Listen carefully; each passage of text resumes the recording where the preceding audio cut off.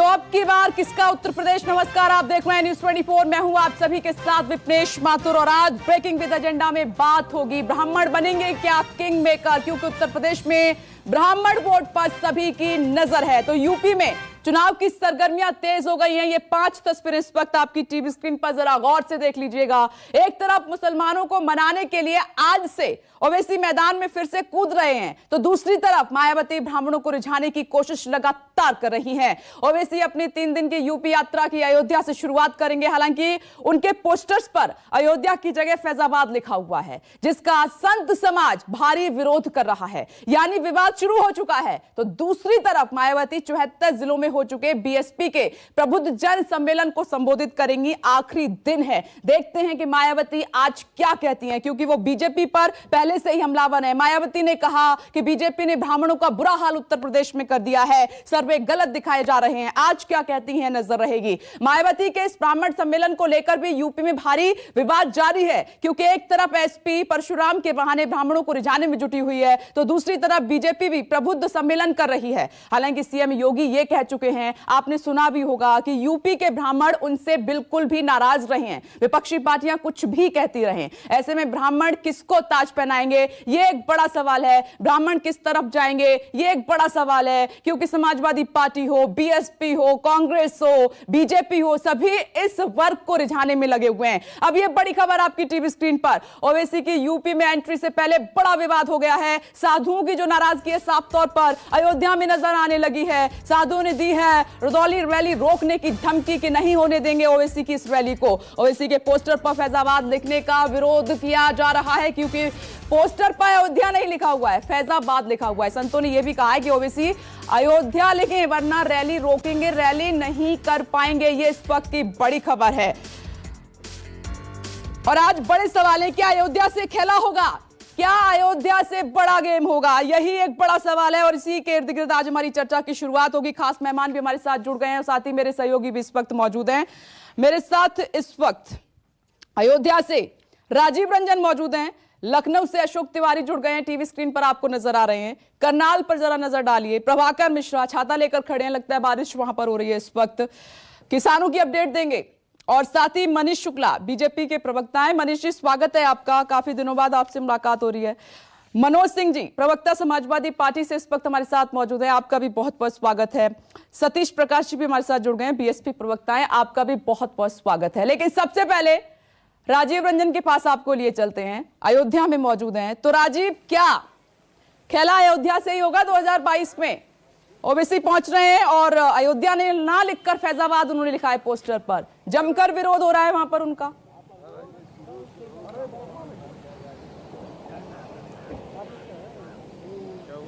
देखिए विपनेश, पहली बात यह है कि उत्तर प्रदेश का अभी तक का जो चुनाव का माहौल बन रहा है, 4-5 महीने चुनाव को बाकी है, लेकिन अगर केंद्र बिंदु आप देखेंगी तो अयोध्या ही है। उसकी वजह यह है कि बीएसपी ने जो ब्राह्मण सम्मेलन शुरू किया, जिसका समापन आज लखनऊ में पूर्व मुख्यमंत्री मायावती कर रही हैं, वो भी अयोध्या से शुरू हुआ। आम आदमी पार्टी की तिरंगा यात्रा भी 14 सितंबर को अयोध्या से शुरू हो रही है। राम मंदिर के बारे में, अयोध्या के बारे में बीजेपी का क्या स्टैंड है, ये पूरी दुनिया जानती है। अब सबसे बड़ी बात यह है कि असदुद्दीन ओवैसी एक ऐसी शख्सियत है, विवाद पहले आता है, वो बाद में आते हैं। अभी 12 बजे वो लखनऊ पहुंच रहे हैं, एक प्रेस कॉन्फ्रेंस को संबोधित करेंगे। और अयोध्या, फैजाबाद जिला जो पुराना फैजाबाद और अब अयोध्या है, उससे 50 किलोमीटर दूर ये रुदौली कस्बा, जहां पर उनके आने का कार्यक्रम है। जो अयोध्या, जिसको हम पारंपरिक तौर पर अयोध्या कहते हैं, उससे ये 50 किलोमीटर दूर है। लखनऊ से 90 किलोमीटर, मतलब 140 किलोमीटर का फासला है लखनऊ और अयोध्या के। तो इसके बीच में लखनऊ से 90 किलोमीटर की दूर पर रुदौली है, वहाँ एक जनसभा को संबोधित करेंगे। और लेकिन उनके आने से पहले, जैसा आपने बताया, पोस्टर विवाद छिड़ गया। उन्होंने फैजाबाद के नाम से पोस्टर लगाया और साधु संतों ने उनको, हालांकि कुछ साधु संत ये भी कह रहे हैं कि उनको राम मंदिर आके दर्शन भी करना चाहिए। और बाबरी मस्जिद के जो पक्षकार हैं, उन्होंने भी असदुद्दीन ओवैसी का विरोध करने की बात कही है। निश्चित तौर पर उत्तर प्रदेश की राजनीति को इस समय और आने वाले समय में असदुद्दीन ओवैसी हमेशा गर्म रखेंगे, ऐसा उनके अयोध्या के आगाज से ही पता चल रहा है। अब बड़ी बात यह है कि आज जब वो आएंगे और उनकी जनसभा का जो कार्यक्रम है, मखदूम शाह की मजार का पे जाने का जो कार्यक्रम है, उसके बाद यहाँ के हालात कैसे होते हैं, यहाँ किस तरह की स्थिति होती है और जो जिस तरह की तकरीर वो करते हैं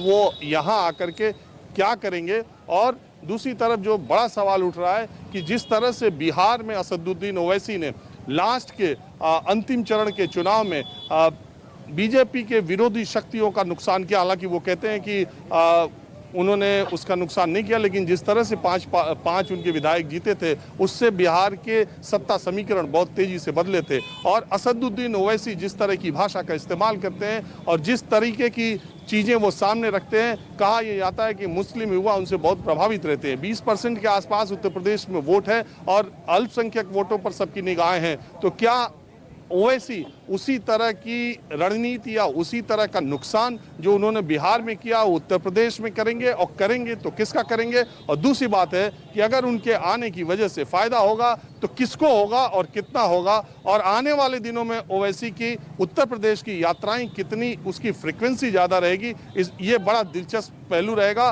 और आज असदुद्दीन ओवैसी का पूरा मामला उत्तर प्रदेश में गर्म रहेगा, इसकी उम्मीद है। राजीव, कुछ लोग आपके साथ मौजूद हैं, कुछ कहना चाहते हैं क्या?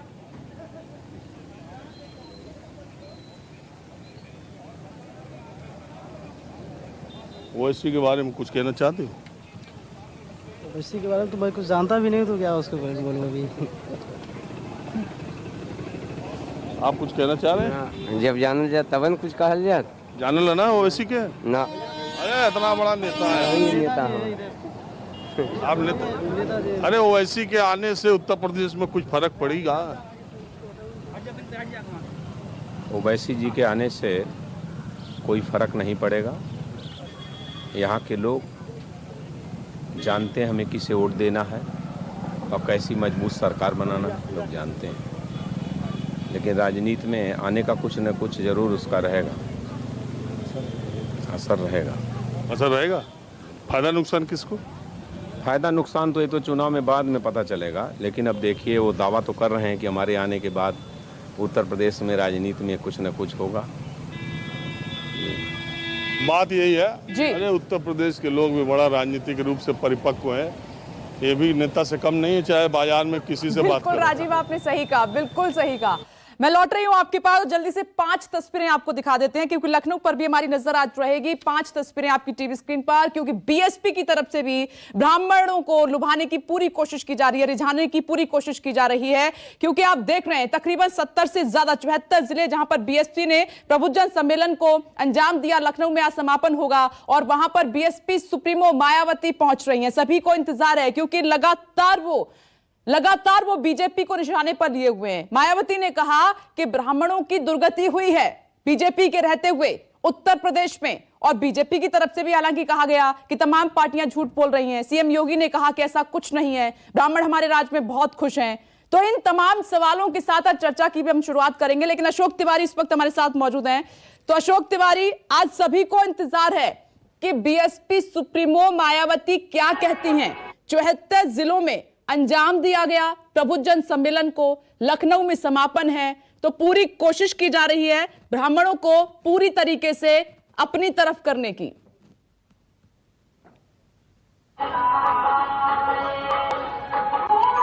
देखिए, निश्चित तौर पर इस बात को लगभग सभी लोग मानते हैं कि उत्तर प्रदेश में ये जो सम्मेलन शुरू किया गया है तो ये ब्राह्मण सम्मेलन, लेकिन इसको नाम दिया गया प्रबुद्ध वर्ग विचार गोष्ठी, और इसकी शुरुआत इसकी सबसे पहले बहुजन समाज पार्टी की तरफ से उत्तर प्रदेश में की गई। पार्टी के राष्ट्रीय महासचिव सतीश चंद्र मिश्रा उत्तर प्रदेश के अलग अलग जनपदों में गए, वहां पर उन्होंने सम्मेलन किए और खासतौर पर ब्राह्मणों को लामबंद करने की कोशिश की गई।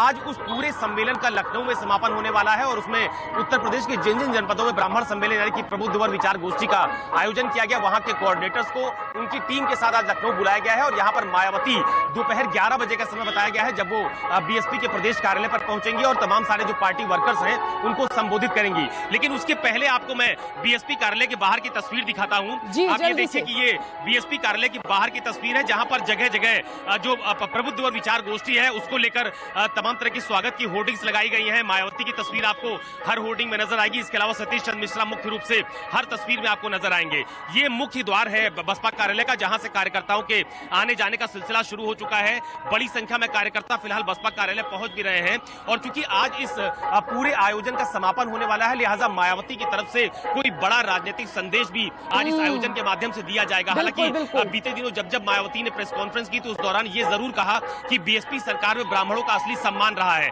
तो मुझे लगता है कि उसी लाइन को आज आगे बढ़ाया जाएगा और ये आज का संबोधन मायावती के लिहाज से, बहुजन समाज पार्टी के लिहाज से विधानसभा चुनाव का आगाज माना जा रहा है, क्योंकि इतना बड़ा जमावड़ा लखनऊ में इसके पहले बहुजन समाज पार्टी के कार्यालय में। ठीक है अशोक तिवारी, आप अपनी नजर बना के रखिएगा क्योंकि पूरे दिन आपसे अपडेट लेना है। मायावती के पहुंचने से पहले समापन की तैयारियां जोरों से की जा रही है। जल्दी से करनाल का रुख कर लेते हैं, वहां पर किसान महापंचायत कर रहे हैं। मुजफ्फरनगर के बाद हरियाणा की बारी है और वहां पर प्रभाकर मिश्रा मौजूद है। प्रभाकर मिश्रा, क्या माहौल इस वक्त आपको नजर आ रहा है? क्या राकेश टिकैत पहुंच रहे हैं चढ़ूनी का साथ देने के लिए?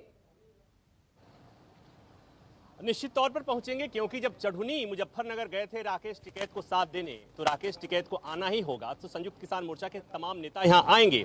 लेकिन अभी का जो माहौल है, मेरे पीछे भले ही कुछ नहीं दिख रहा हो, मेरे पीछे भले ही शांति दिख रही हो, लेकिन मेरे बाएं यहाँ पर पुलिस की भारी बंदोबस्त है और पैरामिलिट्री फोर्सेज हैं, लेडीज बटालियन भी है हरियाणा पुलिस की, क्योंकि 28 अगस्त ज्यादा दिन बीते हुए नहीं हुआ, जो तस्वीरें आई थी बड़ी भयावह थी, डरावनी थी।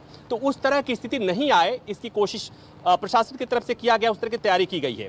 मेरे ठीक पीछे यही वो अनाज मंडी है, करनाल की न्यू अनाज मंडी, और इसी के ठीक पीछे किसानों की सभा होनी है। जो मुझे बताया गया कि अभी बहुत कम मात्रा में किसान आए हैं, लेकिन इस करनाल के आसपास भारी मात्रा में किसान मौजूद हैं और कभी भी वो आएंगे, क्योंकि उन्हें इस बात का अंदेशा है कि जब टुकड़े टुकड़े में आएंगे तो उन्हें पुलिस रोकेगी, प्रशासन उन्हें नहीं आने देगा।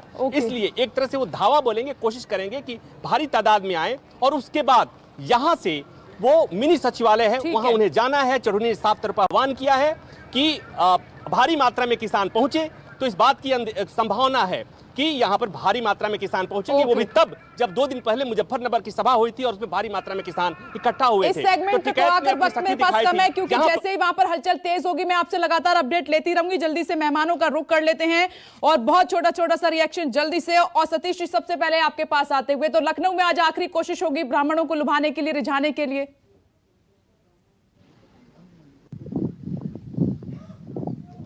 आपको एक बात माननी पड़ेगी कि बहुजन समाज पार्टी ने जब ये इस तरह के सम्मेलन करने शुरू किए, तब ये बीजेपी और सपा के तमाम जो इसमें कांग्रेस भी है, तमाम लोगों ने सवाल उठाया कि इस तरह के जो है इसको जातिवादी रंग दिया।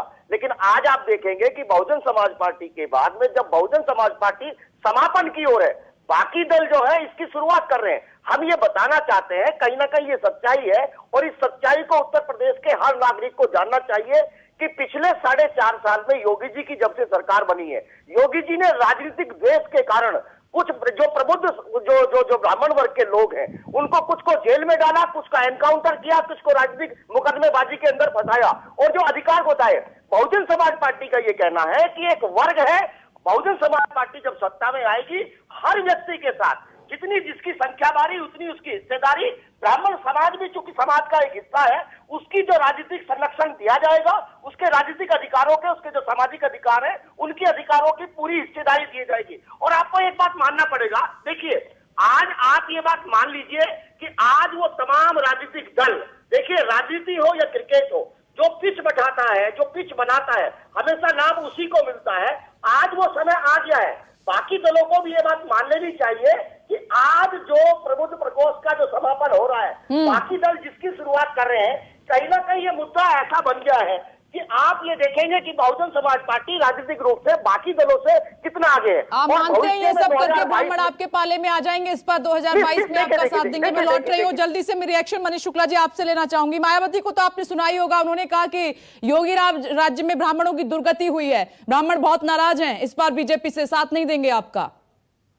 देखिए, भारतीय जनता पार्टी सबका साथ, सबका विकास, सबका विश्वास और सबके प्रयास के आधार पर काम करती है, जाति और धर्म के आधार पर कतई विश्लेषण नहीं करती। एक बात अभी सतीश जी ने कहा कि ब्राह्मण भी समाज का एक अंग है। थैंक यू सतीश जी और बसपा कि आपने ब्राह्मण को कम से कम समाज का एक अंग माना। नहीं तो एक समय में तो आप ब्राह्मण, ठाकुर, बनिया, उनको क्या क्या कहते थे सबको पता है, तो आपने मान लिया कि समाज का एक अंग है। Thank you. दूसरी बात देखिए, जो बसपा हो, सपा हो, कांग्रेस हो, ये लोग सभी लोग एक ही थाली के चट्टे बट्टे हैं। अभी एक और नए मौलाना आ गए हैं, ओवैसी जी, जिनके बारे में आपने तमाम बातें कही। वैसी जो उत्तर प्रदेश की इस राजनीति में नए हैं, नए मौलाना है, लेकिन पुराने मौलानाओं ने इसी तरह से काम किया। एक समाजवादी पार्टी के मौलाना हल्के में मत लीजिए, गोलियों से बिहार में तो आपने देख ही लिया क्या खेल किया ओवैसी ने, आप हल्के में मत लीजिए। कर लेने दीजिए प्लीज बोलिए। ये जो नए मौलाना है, ऐसे मौलाना उत्तर प्रदेश में कई हैं। समाजवादी पार्टी के मौलाना ने तो सिद्ध करने के लिए कारसेवकों के खून से सरयू रंग दिया था। कांग्रेस तो तैयार ही नहीं थी कि राम वास्तविक है, काल्पनिक है, राम से तोड़ देना चाहिए। और अच्छा लगता है कि आजकल राहुल गांधी मंदिर जा रहे हैं। अभी आप दिखा रही थी कि वो शायद वैष्णो देवी भी जाए, लेकिन चुनाव के बाद भी जाए ऐसी अपेक्षा है। और कभी कभी अपने घर की फोटो भी राहुल गांधी शेयर किया करे कि रक्षाबंधन उन्होंने मनाया कि नहीं मनाया, जन्माष्टमी में कृष्णलला को कुछ खिलाया है कि नहीं खिलाया। तो जनता सब समझती है। ये जात धर्म के ठेकेदारों को उत्तर प्रदेश की जनता ने 2014 में ठोकर मार दिया। जनता विकास के साथ चलना चाहती है। विकास भारतीय जनता पार्टी की सरकार में ही संभव है। योगी आदित्यनाथ की सरकार और भारतीय जनता पार्टी की सरकार 2022 में मनीष जी, यही आरोप आप पर लगता है कि जाति धर्म की राजनीति तो दरअसल बीजेपी करती है हमेशा, जो केंद्र से लेकर उत्तर प्रदेश में साफ तौर पर दिखाई दे रही है। देखिए विपनेश जी, देखिए बोल भी पड़े, मनोज जी बोल भी पड़े, उनसे सब्र भी नहीं हुआ। देखिए विपनेश जी, देखिए अभी समाजवादी पार्टी से मैं लेता हूं, इनके समय में योजनाएं धर्म के आधार पर आती थी। मेरी बेटी उसका कल समाजवादी पार्टी केवल मुस्लिम लड़कियों के लिए लेकर आती थी। हमारी एक योजना के बारे में विपनेश जी, अगर आपको याद हो या चारों लोगों को याद जो पैनल पर है, जहां हमने जाति के आधार पर, धर्म के आधार पर योजना लागू की हो, आपकी हर योजना आप बताइए। हम प्रधानमंत्री आवास योजना से जो आवास बांटे गए कहाँ जाति देखी गई? प्रधानमंत्री शौचालय योजना से जो शौचालय बांटे गए, चाहे गैस का सिलेंडर दिया गया, चाहे जनधन के खाते खोले गए, चाहे किसानों के ऋण को माफ किया गया, किसान सम्मान निधि को दे दिया, हम जात पर कभी भी निर्णय नहीं लेते। ये सवाल और जात की बात करेंगे, लोगों के हालात हॉस्पिटलों में कोई प्रबंध नहीं है, इस पर बात कर पाएंगे। और ये आप तो चाहते हैं कि सांप्रदायिकता भर के वैसे तो आप सभी विकास की बात करते हैं, विकास की बात करते हैं और चुनाव नजदीक होता है तो विकास का जो मुद्दा है वो कहीं गायब हो जाता है। ना आप सड़कों की बात करते, ना शिक्षा की आप बात करते, कोरोना की वजह से न जाने कितने लोगों की नौकरियां चली गई हैं उसकी बात नहीं करते। आपको मालूम है कि उत्तर प्रदेश में जो जीत का रास्ता है वो जाति से होकर ही निकलता है, इसलिए सभी पार्टियों का, मनोज जी आप भी कोई दूध के धुले नहीं है, आप भी उसी राह पर चल रहे हैं, आप भी रिझाने की कोशिश कर रहे हैं। मेरी अपनी बात तो पूरी हो जाने दीजिए। अपराध और अपराधियों का कोई अगर घर है तो भारतीय जनता पार्टी है। मनीष जैसे मूढ़ लोगों को एडीआर की रिपोर्ट पढ़ के आनी चाहिए। एडीआर की रिपोर्ट है कि सबसे ज्यादा अपराधी और बलात्कारी भारतीय जनता पार्टी में है। मनीष का चरित्र वही है जो निर्मयानंद का चरित्र है, जो आसाराम का चरित्र है। मैं चाहूँ मनीष जी 1 मिनट इनको समय दीजिए। मनीष जी, मनोज जी को थोड़ा सा समय दीजिए, फिर मैं आपके पास आती हूँ। मैं कह रहा हूँ कि मनीष जैसे लोगों को एडीआर की रिपोर्ट कम से कम पढ़नी चाहिए। जितने मूर्खता से बात कर रहे हैं, जितने देश के अपराधी हैं, जितने दलाल हैं, वो सब भारतीय जनता पार्टी के गंगा नहा लेते हैं। इनको पता है एडीआर की दूसरी रिपोर्ट आई है कि सबसे ज्यादा अज्ञात स्रोतों से इस देश में अगर किसी दल को चंदा मिला है, को मिला है तो बीजेपी को मिला है। क्या मनीष जी 1 मिनट, मनीष जी मैं आ रही हूँ, बस थोड़ा सा वक्त दीजिए, एक बार सुन लेते हैं मनोज जी को, फिर मैं जल्दी से आपके पास आती हूँ। जल्दी से बोलिए मनोज जी। जैसे लोगों से पूछना चाहूंगा कि आप जन परशुराम के बहाने आप भी ब्राह्मणों को रिझाने की कोशिश कर रहे हैं। अरे हम इस वर्ग को आप भी निराश नहीं करना चाहते हैं। तब से सब सोते रहे, किसी को किसी की याद नहीं आई, अब सब एक्टिव हो गए। अब तो पिछड़े, अगड़े, ब्राह्मण सब याद आएंगे। सुनिए तो हम परशुराम को भी चाहते हैं, बाबा साहब भीमराव अम्बेडकर को भी मानने वाले लोग हैं, लोहिया को भी मानने वाले लोग हैं, लेकिन कम से कम सावरकर जैसे कायरों को मानने वाले लोग नहीं हैं। हम कम से कम उस विचारधारा को मानने वाले लोग नहीं हैं जो पूज्य गांधी की हत्या करा देती हो। हम कम से कम उस विचारधारा को मानने वाले लोग कहां से कहां लिए जा रहे हैं डिबेट को, कहां पूरे संस्थानों का व्यक्तिकरण कर रही हो। और ये हम किसके थाली के चट्टे बट्टे हैं? ये अंबानी के थाली के चट्टे बट्टे। ये मनोज आप डिबेट को कहां ले जा रहे हैं? मतलब कुछ सवाल पूछा है, उसका जवाब आपने नहीं दिया, बाकी सब कुछ आप बोल रहे हैं। सतीश जी जल्दी से आप इस पर रिएक्शन देना चाहेंगे? वो कह रहे हैं कि हम लोहिया को भी मानते हैं, अंबेडकर को भी मानते हैं, हम परशुराम को भी मानते हैं। सतीश जी कह रहे हैं कि उत्तर प्रदेश में दलितों पिछड़ों के साथ रुक जाइए, मनोज जी 1 मिनट रुक जाइए, आप ही बोलते रहेंगे तो डिबेट नहीं हो पाएगी। जल्दी से सतीश जी आपका छोटा सा रिएक्शन। मासूमों की क्या हालत है गोरखपुर के। सतीश जी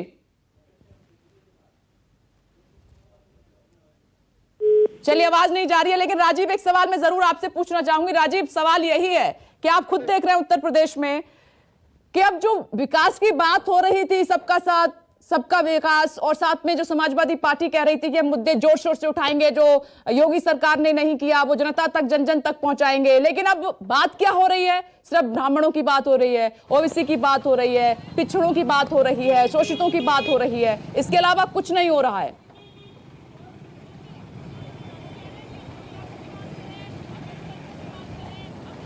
देखिए विपनेश, ये राजनीति तो खेल है, ये शतरंज की बिसात पे चाल चलने की बात है। चुनाव जीतना है, चाहे जैसे भी जीतना है, और जिसके लिए जो भी चाल चलनी पड़ी, सारे राजनीतिक दल वो चाल चलते हैं। ये कहने वाली बात है। अभी समाजवादी पार्टी के जो आपके पैनल में हमारे गेस्ट हैं वो ये कह सकते हैं कुछ भी, लेकिन जब चुनाव आया है तो मुख्तार अंसारी के बड़े भाई सुकबुतुल्लाह अंसारी को लेने में 1 मिनट समाजवादी पार्टी को नहीं लगा। पिछले चुनाव में उसी परिवार को लेने के लिए कितना बड़ा झगड़ा हुआ था, सबको याद है।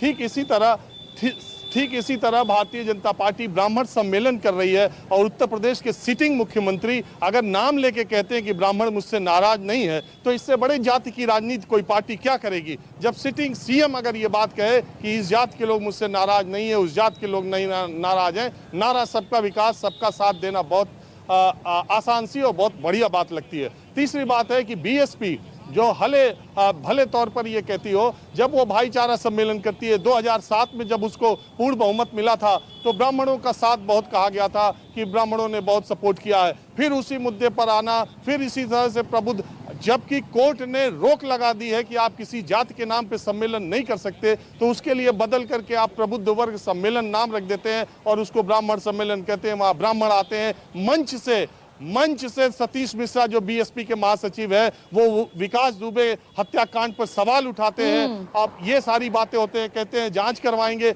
अब देश ने देखा है, पूरी दुनिया ने देखा है कि विकास दुबे ने कौन सा खूंखार अपराध किया है।